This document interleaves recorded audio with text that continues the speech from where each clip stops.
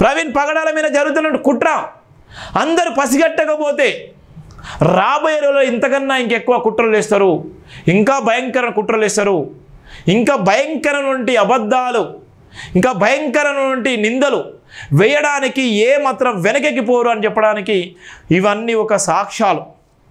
ప్రవీణ్ పగడాల గారు రాసినటువంటి ప్రధాన వార్త, పాస్టర్ హత్య ప్రపంచానికే మచ్చ. మనిషిలా బతకాలంటే చాలా కష్టం, అదే మనిషి మృగాలా బ్రతకాలంటే చాలా సులభమని నేటి దినాలను చూస్తే సునాయాసంగా అర్థమవుతుందని డాక్టర్ బరిగెల శివ హెచ్చరించారు. ప్రపంచవ్యాప్తంగా క్రైస్తవ సమాజానికి పరిచయం అవసరం లేని పేరు డాక్టర్ రెవరెండ్ పగడాల ప్రవీణ్ అంటూ కితాబిచ్చారు.